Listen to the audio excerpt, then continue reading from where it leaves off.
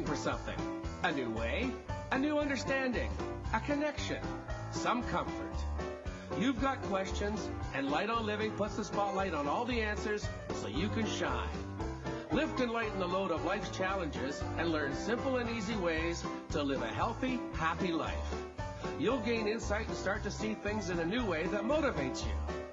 You're invited to hear new, see different, and feel more as Lisa shines the light on living.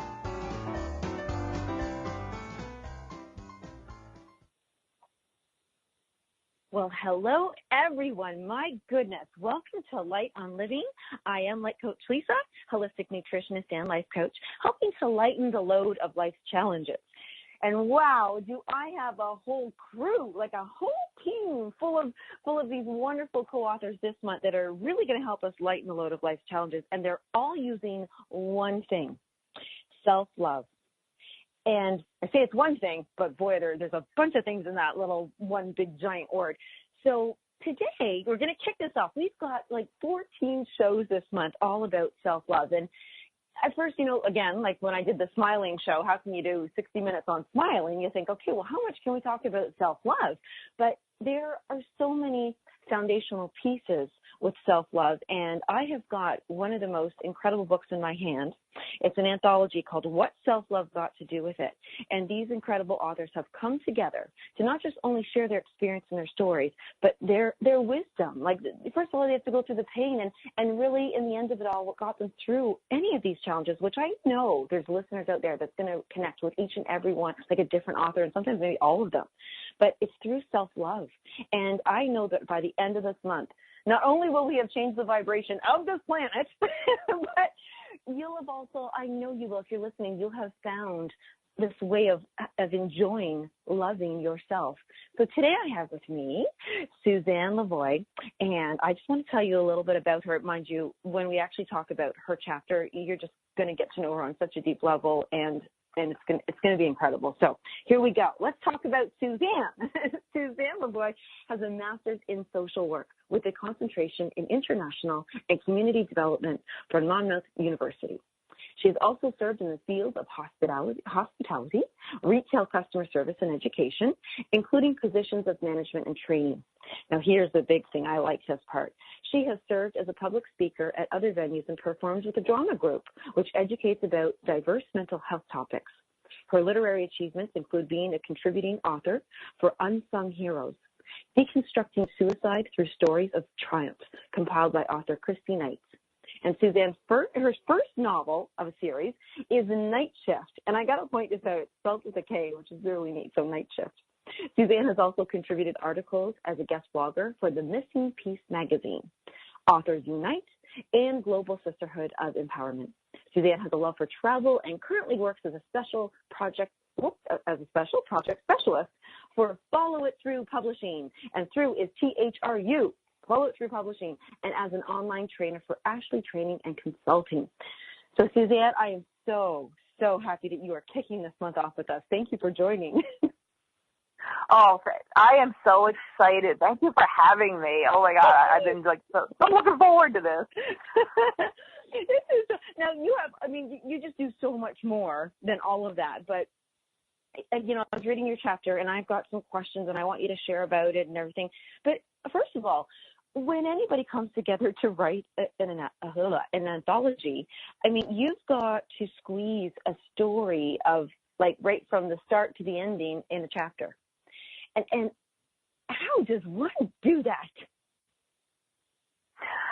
It's definitely a very challenging aspect of writing because, literally, first of all, you have to choose from a multitude of life experiences. And when you're giving a topic like self-love, it's like, okay, I could write like 10,000 analogies on that because that was such a hard thing for me to even have in my life. It took me till my 40s to really feel any sense of self-love. So I had to go really deep and think, okay, where did the self-love really get challenged? And so then I thought about my car accident, and it really just, because it impacted not just my life at night, but I mean, it's continued for about 20 years. So it's like when you're trying to have a chapter, it's like looking for that real pivotal point in your life that you feel would be the most effective, because it really did have that impact. So with an anthology, you're really looking for just that one crucial moment that would really relate to the topic at hand. Yes, and I think you did it so well. I've got a lot of things underlined in your chapter, but one thing it talks a little bit. I'm going to have you share a little bit of here and everything, but I do want to say you had once worked in a place where you focused and helped with people in disaster relief and awareness, and I thought that was so interesting because what you just said, when self-love is challenged, and that's a disaster. That's like your inner, all of you inside is just beyond baccarat and beyond broken, beyond lost. Yes. And yeah, so, it was ironic because I did work in a disaster field, and then my own disaster happened that night when I got hit by the car. Right. So share a little bit about that night with everybody, because they don't have the chapter in front, but everybody can, of course, buy the book, and then they could read all the chapters. But we'll get to that part. But it's right now, if you were to even shrink it further, or if you have a favorite part of your chapter you want to share that could just tell us about what happened to you, what was going on in your life. The part in that chapter that really stood out to me, it was interesting too, because when I was writing it, I didn't have this part actually envisioned until I got really into the chapter, but about how we grade ourselves. And with the impact of that accident, like what it did to my body, what it did to my mental health and professionally, it really led to, I thought about when I was a teacher, about grades. And with self-love, I mean, if we don't have self-love, then it's like we slap a giant F on us. And so that part in the chapter where I went into about grading ourselves, and it just became that even when you're taking a test in school, if we get a failing grade, all of a sudden we transfer that red F and we put it on ourselves thinking that we're a failure. Mm-hmm. So that piece of the chapter, I wanted to emphasize about how often we do that to ourselves when something totally unexpected happens to us. And I mean, even if it's something from a decision that we had made, like, I mean, I think about all the time, like, well, maybe I should have gone a different way that night, or maybe I should have left sooner. I mean, it was like that over analysis, and so it just led to, it was like one F here and one F there, and pretty soon I was just covered with all these little Fs, and it was just, it was so debilitating to everything. So that was like the crucial moment for me, so I wanted to make sure that I emphasized that in the chapter. Yeah, I love that. Actually, that is one of the things I pulled up, because when I was posting to all the listeners to, really come and join, that's one of the things I specifically chose. If you feel like you're just covered in all those little F's with wings, and I love that. And I really did. That really meant a lot to me, because I know as myself as a child being graded, it was tough, because you do want to strive for your best, and you do want to know how you did. What is the first thing we do when we all write a test? We're like, I wonder how I did. And it's this fear sets in. It's a hope and a fear at the same time. And I don't even know if there's a way of getting around that. I mean, you, having been a teacher, is there a way, like, what if we didn't test people? Would that be, like, disastrous as well? A lot of times, yeah. I mean, I know for myself, I was such a perfectionist when I was younger. And if I got anything lower than, let's say, an A or a B, I was so hard on myself. And then when I was a teacher myself, I worked with special needs children. I was what they called an in-class support teacher, and I was in a regular mainstream class, but they had students in there that needed help with an interventional teacher, and I had a small group of kids. And it was so hard because these children already were dealing with so much, with having like either a learning challenge or it could be a physical challenge. And then if they didn't do as well in school, it was just like they already felt like they had an F, and then if they didn't do well academically, then it was just another one. So it really can become a disaster, because when they already have so much that they're dealing with and then trying to make it in the classroom, it does become like a disaster to them. So I always try to emphasize if they did something, like find something in them that they were doing well, if they painted or drew a picture, or if they just did something throughout the day, maybe helping another student, I would really focus on that, just to do anything to help them feel better about themselves. And that's a big one, is just to feel a little bit better about yourself. And in your chapter, so I'm reading along, and you're going through the details, which must have been hard to relive actually too, as you're trying to write this. But you're going through the details. Your life was fairly, normal. We'll call it normal. You have your challenges here and there, but they probably weren't highlighted as much. And I was going to ask, this is my question: when the car accident happened that night, and you had a friend with you, or your partner, was it your on-duty partner? Yes, it was. Yes. But you become friends anyway, something you care about. And so in that moment of that accident, it wasn't, thank goodness it wasn't a fatal accident for either of you, but it was pretty intense and pretty down the road. You actually you make a list of what actually ended up getting destroyed and what you've lost, not that night, but because of that night. And I know it's just one piece. You call it the consequential losses. Became like a game of dominoes in the months following. And then you kind of list them. And it's funny because that list is so heavy and so gigantic. You talk about income loss, vehicle loss, purpose loss, because now your health is being stopped. And then you end up, you say, I also experienced major feeling of isolation. And that's where I wanted to ask you to go with us right now is, a car accident just isn't that moment. It's just not that night. It's a long time after. Yes, it is. Yes, it is. And how does one, when they're feeling so at a loss, like, I can use this as a question. I have some dear friends who have been in their careers, and then finally their careers just ended, and they're at such a loss, and they start feeling those F's all over the place. And how do you dig in and reach that? How do you find that place to say, here's an A plus, here's a B in my life, It's at that point, because, with that accident, the biggest part of it is that I didn't feel like a whole person. And in fact, I even put a part in the book about I didn't even feel like a who, I felt like a what. Yes, I understand. And that really, because it was like I was feeling already bad about what this accident did to me physically and mentally, and then here I was trying to work a new job, and because the kind of injuries that I had, and I want to point this out here because I know there's a lot of people out there that have the same issue, is that mine weren't visible.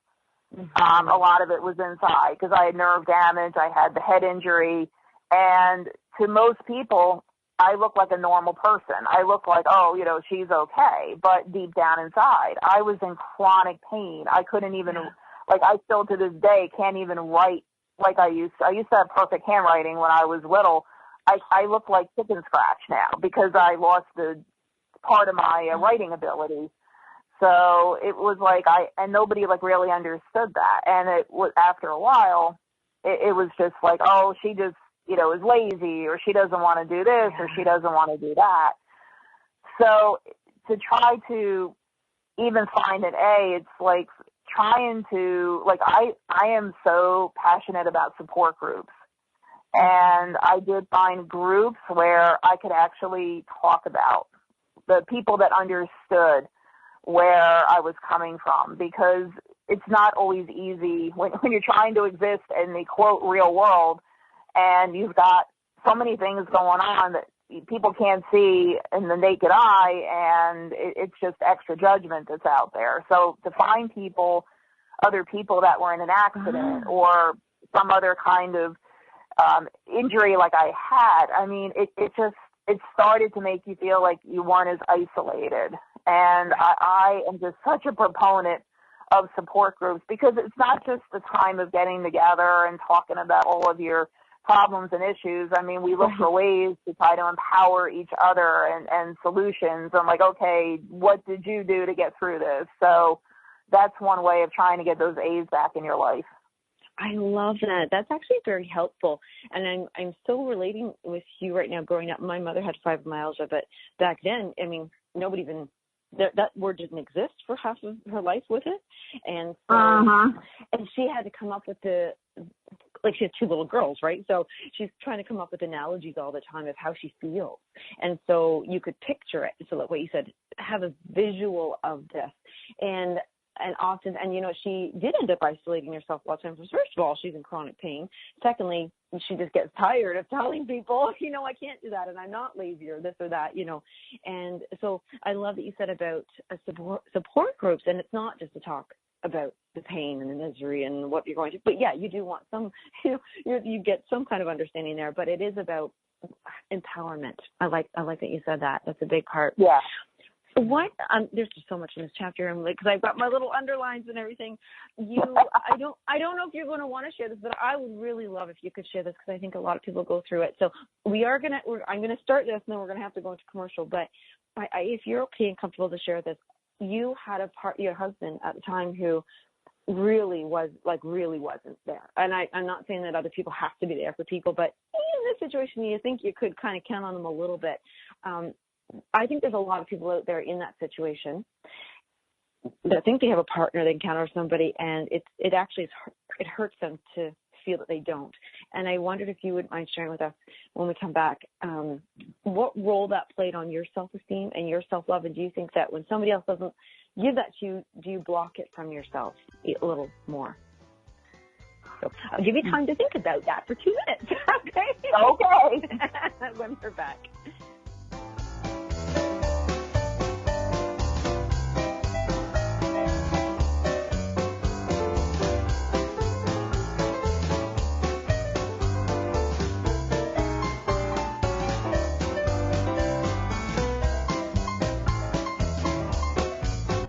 The best of the holistic, spiritual, and conscious world.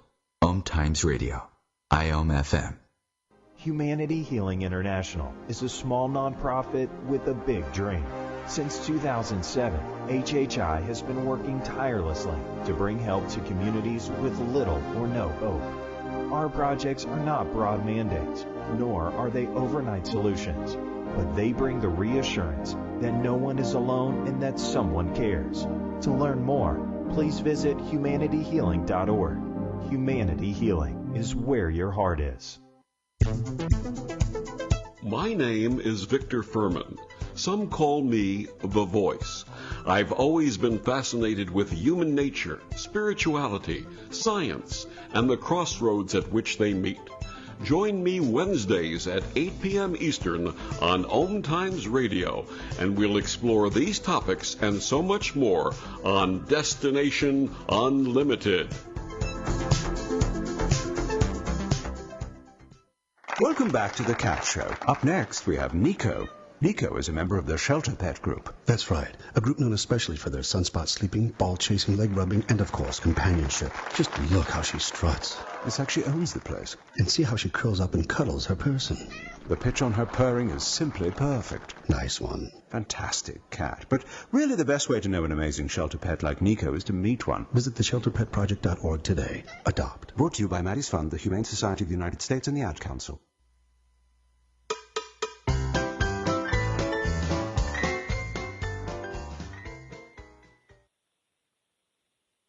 Right, you are here listening to Light on Living. I'm your host, Lisa Berry, and I've got Suzzane LaVoie here, and one of the co-authors of What's Self-Love Got to Do with It? And you almost have to sing that, but and Suzzane, I'm thinking so many times in my life where I'm pretty good at not doing this now, so I'm happy about this, but I'm not perfect. But back in the day when you think, God, if this person, if my mom, if my dad, if my teachers, if my husband, my boy, whatever this is, just loved me, then I would love myself. But it's not their job, is it? No, it isn't. And it took me a long time to figure that one out. But the thing is, we have those feelings, because it does hurt. So this is something you experienced. You were in a marriage that just was not supportive and not loving, and you really, had expectations and hopes. So I'm just wondering how you how you got through that one. It was not an easy time in my life at all. And I mean, it was one of those things that night when the accident happened and my then spouse wasn't there for me, and it was more like I was inconveniencing him. And I actually felt guilt that, oh my God, like, you know, he's working hard and I disturbed him. And I mean, here I was like lying, you know, bloody and bruised in the hospital room, and I felt guilty because I disturbed him. And that's like how powerful like the self-loathing and not feeling good enough was in myself. And it just, it really was the catalyst for other situations that happened for me where, I mean, I just felt like I needed validation from everyone that I was responsible for everyone's happiness. And it just was this vicious cycle that I wound up getting into. And it's, and self-love, I mean, it has to come from self, but it's so hard, especially if there was trauma in your life to begin with from an early age, and then it just gets piled and piled on from other situations. And then so many messages just come at us throughout our lives that we can't be happy unless everybody else around us is happy. And I finally like have come to the realization that I can be happy regardless of what it's like. My mom always said to me that you can't please all the people all the time. And it's so true. And yet, you know, this is what leads to lack of self-love, because we're, as women especially, we're always like out there. Like we're like the Tasmanian devil, like turning around trying to make this person happy and that person happy and that person happy. And in the meantime, like we've just completely like had everything around us just like go crazy and spinning out of control, and there's just nothing left of us. I mean, it's hard when we base our self-love on other people, because we're always going to get let down. And I don't mean that to sound like a negative. It's just that we're all imperfect, and spouses, parents, friends, bosses, I mean, nobody is perfect. So, but it's okay. And that's something that I've had to learn over time. But I can still love myself even though I'm a broken piece, or broken pieces. And people around us can be broken pieces, but it's okay. It's just the important thing is we try to help rebuild ourselves and do something with those pieces instead of causing further shattering within ourselves. Oh, I love that. Actually, your chapter is called Broken Pieces, Risen Peace.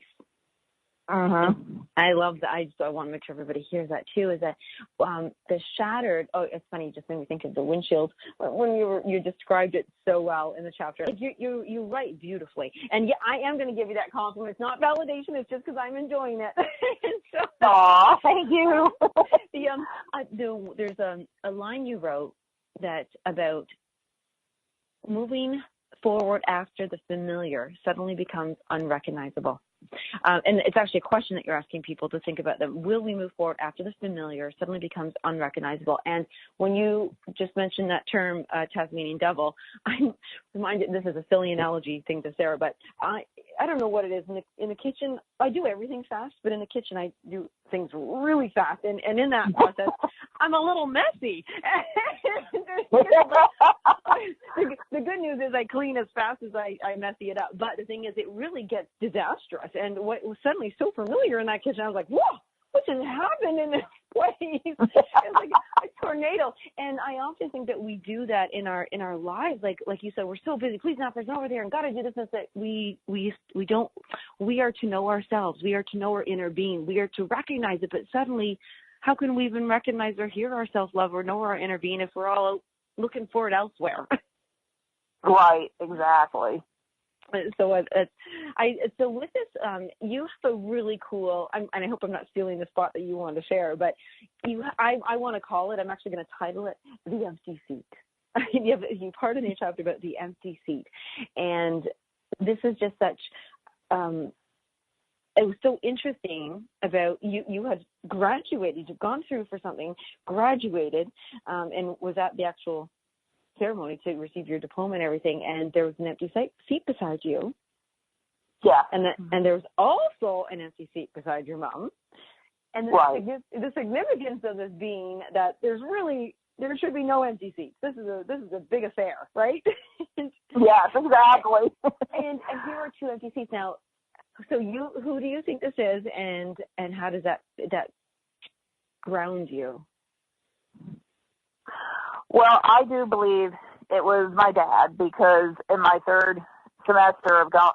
my fourth semester, I just gone back for my final semester of graduate school, and my father died of a heart attack, like literally 2 days after I gone back to school.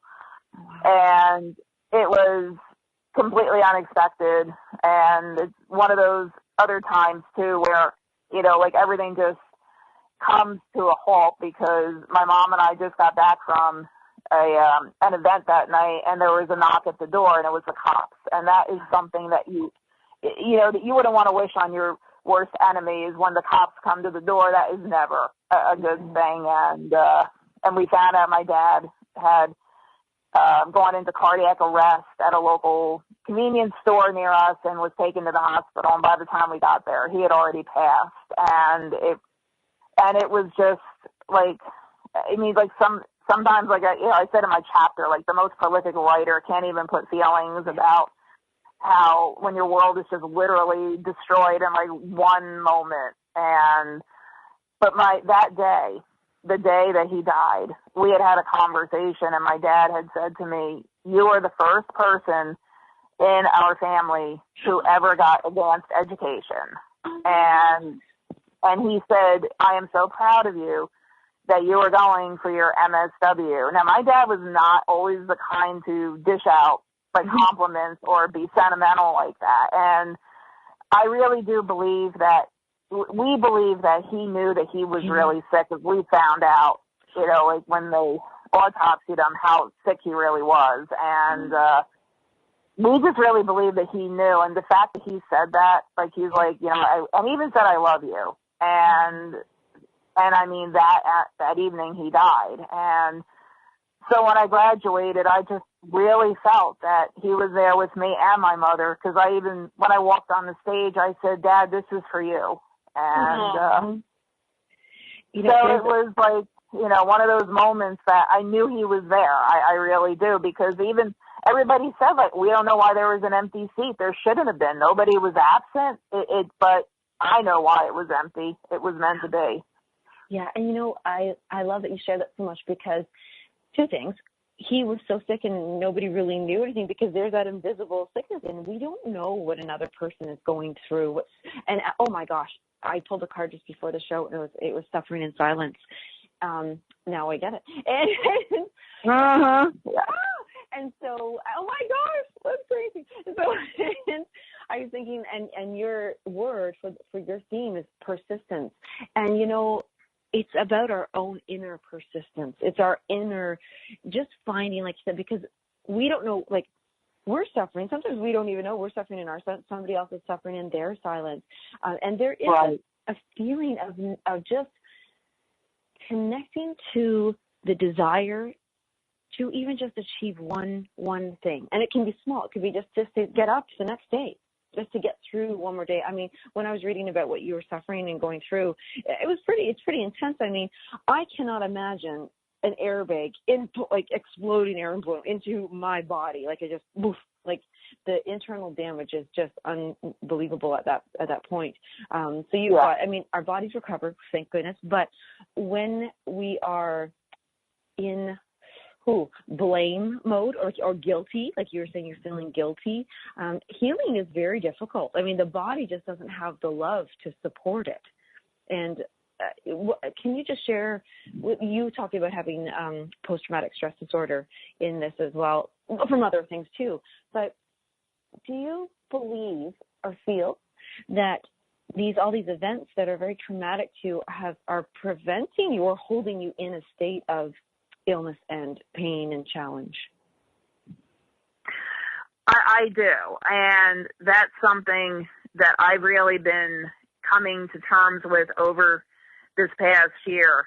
It's interesting because I was reflecting on, I'm 47 now, and I've been considering or calling my 40s my resurrection decade because I've just been learning so much about stuff, and especially about thoughts in our mind and mindset. And I have the most amazing therapist that I've been working with who has just opened my eyes to so many things. And one of the biggest issues that we've been talking about is how the trauma, it's there, like it bruises our brain, but the thing is though, it's like it never heals though. And then, but the thing is, like, it's like anything else. When we get cut, it scabs, and then eventually, it might leave a scar, but we can still move forward. And so with trauma, it was one of those things where I kept reopening that wound by focusing on all of the bad things that were going on, like all the things that I perceived were really bad. I mean, and then I just kept telling myself, oh, my life's never going to get better. My life is over. I'm a piece of crap. I mean, it's just, I said worse than that, but, it was just like, I kept reopening that wound, and I kept, it's like when you're rebuilding something. If you have a house or a building and you're rebuilding it, and it's like you're bringing a wrecking ball and just smashing it right down. And so each time that I kept saying something that was loathing to myself or about something that had happened, I kept bringing that wrecking ball in and reopening those wounds, and I wasn't allowing myself to really heal. Yeah. And it wasn't until I realized that I could still love myself, I could look at, okay, this was a really horrible time in my life, but something could come out of it that was going to be purposeful. And it took me a long time, but it finally has happened. And that's why, like, I'm doing what I'm doing today with writing and speaking and educating, because I just feel for so many people that keep doing that to themselves, where they keep hurting themselves, and they don't see the potential in them. But trauma, and it can lead to illnesses because we're just constantly looking at it, being stuck and reopening those wounds. But we can just allow it can heal. And yes, it will leave scars. I mean, I have permanent damage, but it doesn't mean that I'm so damaged that I can't do something new. That you don't have value. Exactly. And I have learned now that I do have value, and it's even higher than what I was planning before the accident. So it really was. I mean, I had to be broken in order to become whole. It is really what it is.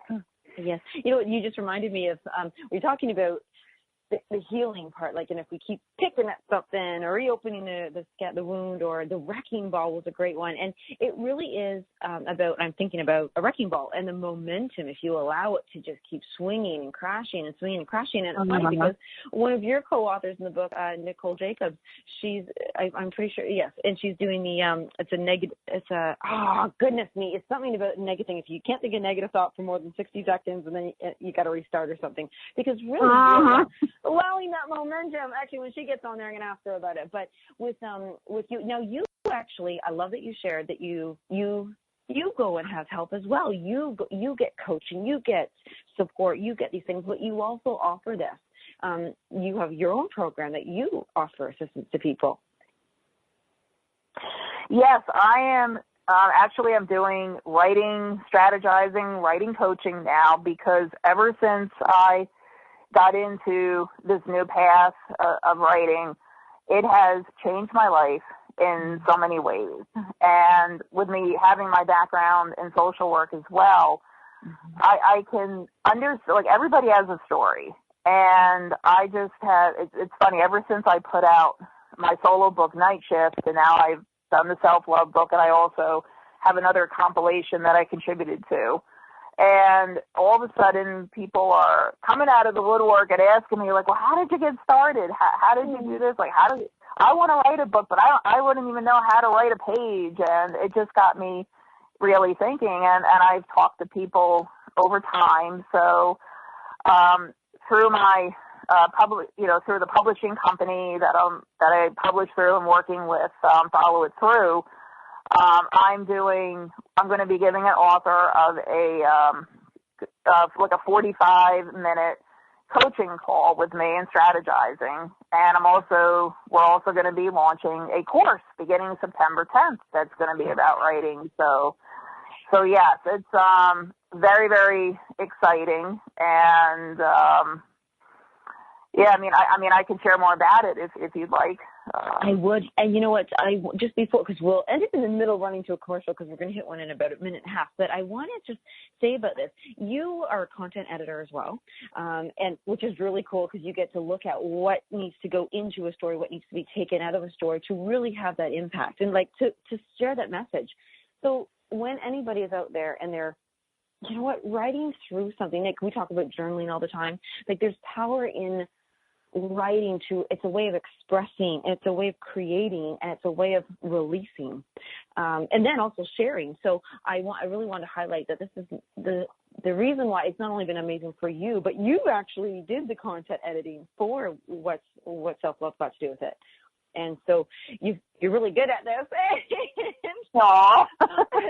and so when you're doing a writing, a strategic call with somebody, when we come back, let's walk through what that involves. What does it look like? What would they get? Both like the physical, like what do they walk away with, as well as the emotional, the intellectual stuff, like all that kind of stuff. And I got to talk to you about content writing too. I'm so excited about all these things. So we're going to do it to commercial, and when we come back, we're going to learn all those things. Okay.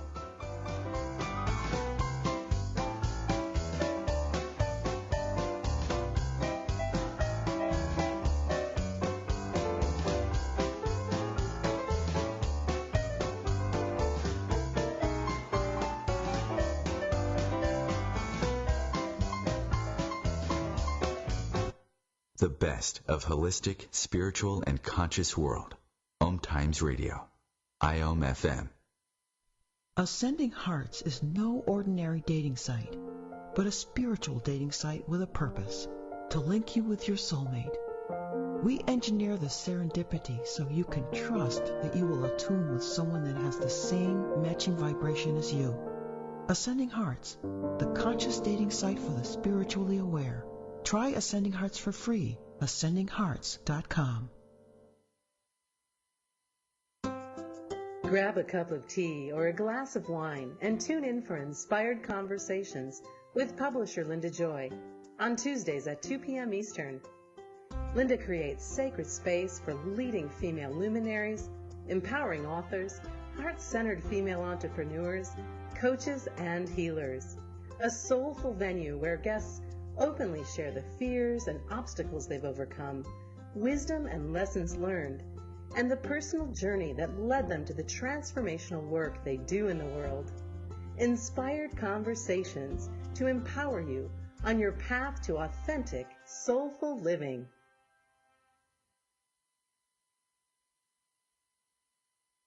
So I'm a cat, and I just moved in with this new human, and she's got this little toy she's always playing with, all day long. Tap, tap, tap, tap, bloop, bloop. She can't put it down. There it is. Oh, and get this. She even talks to it. Last week she asked it for Chinese, and guess what? Egg rolls showed up. Like magic. Humans have cool toys. A person is the best thing to happen to a shelter pet. Be that person. Adopt. Brought to you by the Ad Council and the ShelterPetProject.org.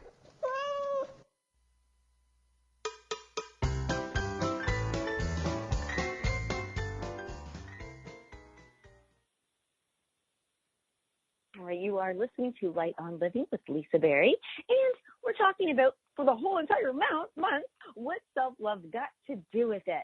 So as we continue our beautiful, wonderful conversation here with Suzzane LaVoie, you know what, Suzzane, I know I asked you a big question there about writing and how that can be therapeutic and such, but there was a lesson learned that I really want to share with people. At the end of every chapter, all the co-authors shared lessons learned and mindset tips on one side, and the next side, there's like this blank page you can write on, which I find extremely helpful, by the way. And, I love your lessons learned number 3, and I'm going to read this because it's going to lead into the writing question, but you say, sometimes we search for the perfect path, thinking that there is one thing that will be the answer for us. I believe that life is a series of evolving paths, and if we choose to always look forward and upward, a beautiful, exciting journey awaits us every single day.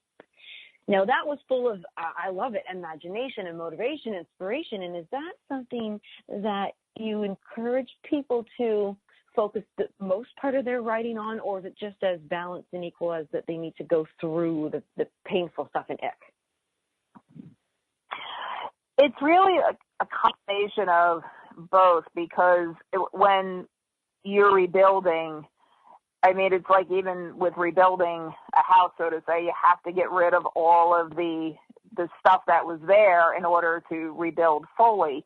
However, it's sometimes, though, when we're rebuilding, it may not turn out the way that we initially envisioned, and then something comes out like, oh, this actually is even better than what I thought. And with writing, I know like a lot of people get scared because they think, again, it has to be perfect. And when you're writing with your own story, like it's already like perfect because it's from you. And it's just a matter of, when you had asked me in the beginning about when we have to do a chapter, like what is it how can we get like one story into a chapter? And again, it's looking for those pivotal moments in our lives. And what I encourage people to do is when they're writing, it's like, don't really like get stuck on how it's going to look. I mean, rather it's like, how is it going to feel? And I tell a lot of my authors that I work with, think of it as a conversation. If you were, like I tell them, like, okay, if you were sitting down with your spouse or your best friend or someone, like, how would you tell this story to them? And would you have it be like a point by point, or would you just have like a regular conversation? And that really seems to help a lot of people become freer with it. Because when we're having a conversation with our friends or whatever, we don't sit there like, oh, did I use a comma? Did I use a period? We're just like, we'll use run-ons or, like whatever. But, I mean, so it really makes it easier. So, and that's what I tell people. Like, don't look so much at the details. Just let it flow and look at it that you are moving forward and you're having a conversation and you're just enjoying the process. And and that's what I would focus on, when I speak with people, is just helping them discover what that is and having a conversation and just not having to be rigid, but just like have it flow freely. I have to tell you something. It's not funny at all, but it is kind of funny. It's almost like a confession. I think I was meant to be a radio show host because I always just say I'm very flexible, but within a box. Like, I need the box. There's my hour, but I can be flexible because I this was not long ago that I was this anal about this. I would know. I love what you said, by the way, about how you don't have to worry about how it's going to look, but how it's going to feel.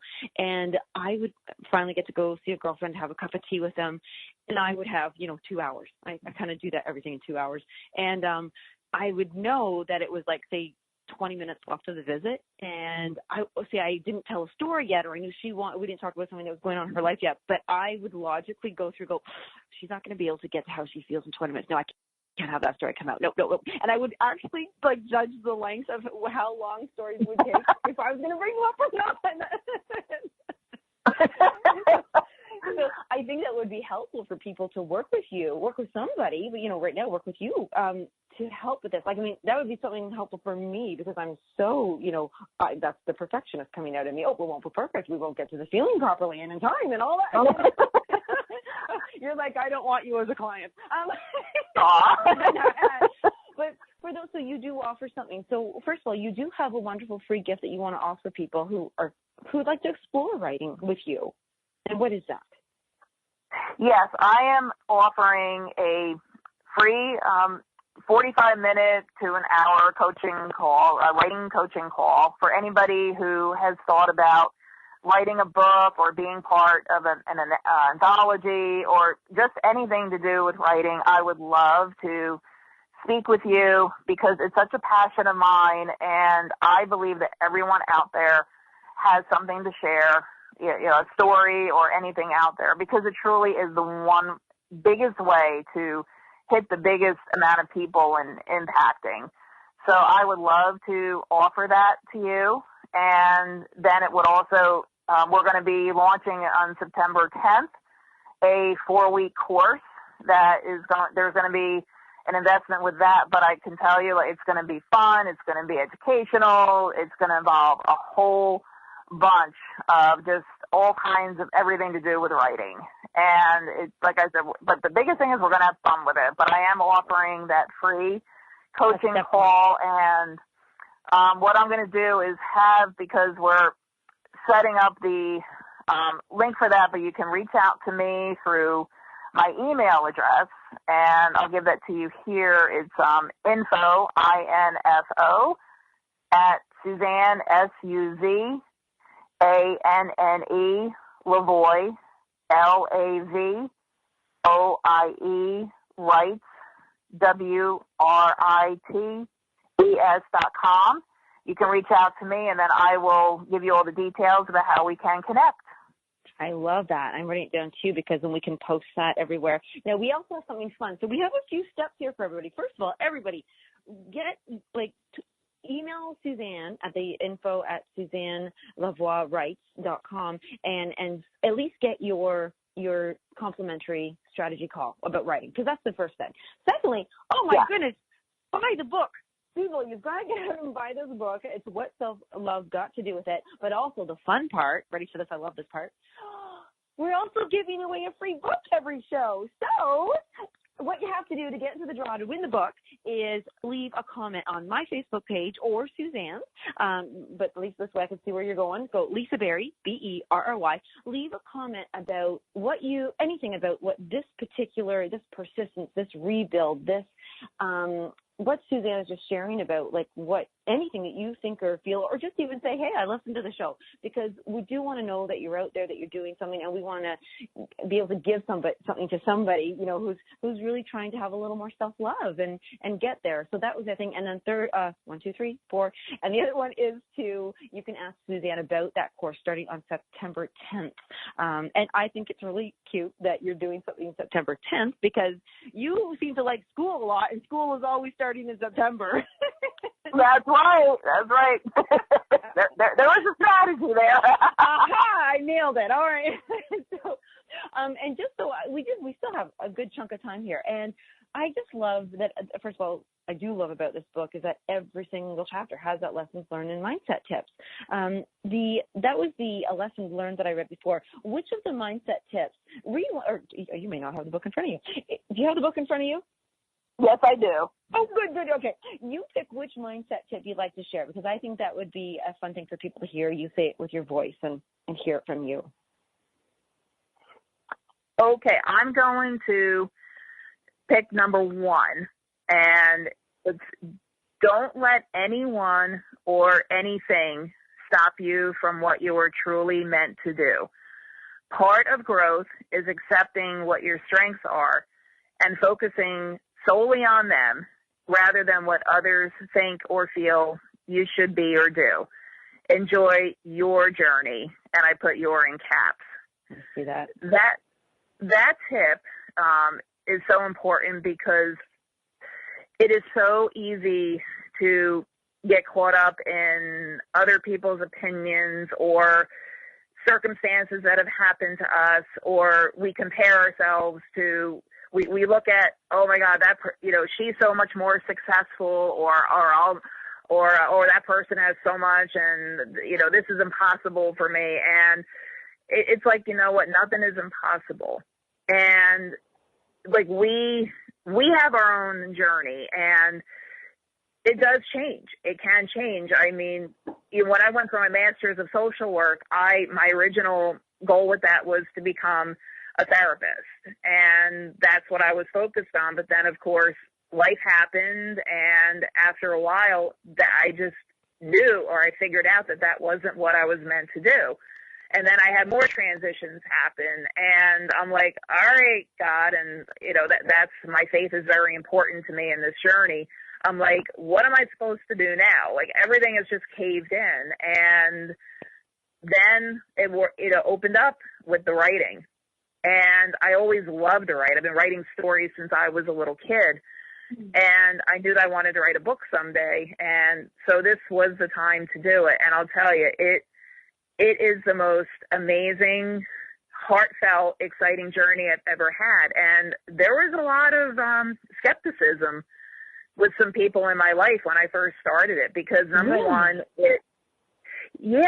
not so much with my writing, but it was just that it was such a non-traditional kind of path, and a lot of people said to me, "Oh, everybody's out there writing books. There's a million books," and the kind of book that I wanted to do, some people said to me, "Well, there was not really a market for that," and I could have chosen to let all of those comments keep me from doing what I was meant to do, but God led me to Heather, and she was like, I want to read your story, read what you put together. And at first I'm like, is it really worth it? I was questioning myself. Is she going to like it? Is it good enough? And by the end of 2018, I'm going to have 5 books under my name, 3 compilations and 2 solo books. And I could have lost that. I could have lost all that if I just let those opinions and circumstances and everything tell me no. And so I'm just encouraging anyone out there, like, do not let anybody crap on your journey. It's just push it out of the way, throw it in the trash and continue on your journey, because it's funny because I help friends with watching their pets, and yes, I occasionally will step in the occasional dog poop, and I was just thinking about bird poop when you said that. Walk down the path, and, there you go. We walk it off. Exactly. It's a pain at times when you just get it off and then just continue, but it's it's just that everybody has a goal, an inner goal, and even if it's something hidden there, like sometimes people want to be a musician or an painter or an actress, and it's like, go for it. Like, the path will open if you're open to it. I never, until I said, I want to be a writer, I want to be a speaker, I want to do this, and then all of a sudden things started opening up. But and even to this day, I still have challenges that I'm having to deal with, but the choice is, I know I'm worth it. I know that my dream is worth it, and I know that it's going to help people. So that's what keeps me going. It is. And you know what I love just this morning, when another co-author, Stacey Cooper, Dr. Stacey Cooper, she's going to be on tomorrow. She specifically talked about opening up and just opening up, and you don't know. And it's funny, when I wrote my first chapter in an anthology, you know what, I could not believe what comes out. And I was like, oh my gosh, my biggest thing was realizing that my sister was in fact my first life coach. And the gift that was for me to not just recognize it, but for her to read that. And I didn't know, she didn't know. So there are so many gifts when we open up and follow our path and listen to ourselves and have that self-love. And this is, I'm just so excited for somebody to write in any kind of comment that you want on Facebook to let us know what you think of us, because we can't wait to give away a book every single show. Suzzane, this is so exciting that, yes! And to have them call in, or get a hold of you. And can you give me that email? It's info@Suzzane. And you spell it out again, just as we close off here. Sure. info@Suzzane, SUZANNE, LAV as in Victor, OIE, rights.com. Rights.com. There we go. I was missing that guy right there. And that one, guys, when you write in, you're going to be signing up for a 45 to 60-minute free writing strategic call. And then she can let you know if you want to take it further from there. But this has been, we're just in our last minute. If there's any wrap-up you'd like to say, but oh my gosh, I love what you've written. I love what you shared. So if you have just a final moment, I would love to hear that. I am just so blessed and grateful every day for my life today. And I think about that night of the accident, that it could have gone in a totally different way. I may not even be here today. And even though it's been challenging, I'm still thankful that I'm alive. And I have an opportunity to use what's happened to me and passions of mine to help give hope to other people. And, you know, like, would I want to go through something like that accident again? No, but something beautiful came out of it. And for that, like, I am so grateful that I'm alive, that I'm around to help let people know that, you know, life can get good again. It may not be the same, but it could even be better than it was before. Oh, it absolutely can. And so anybody right now, go check out Amazon.com or .ca. What self-love got to do with it? Let us know on Facebook, Lisa Berry. I'm your host, Light of Living here, and you can let us know what you think. And Suzzane, thank you so much for sharing this past hour with us. Oh, thank you. It's such a gift. I am so blessed right now. Oh, we'll hear our next guest tomorrow. We've got Dr. Stacey Cooper, and we will continue this entire month of self-love. Thank you for joining us, and we will hear and see lots of you this month, the self-love month. Bye, everybody. We'll talk soon.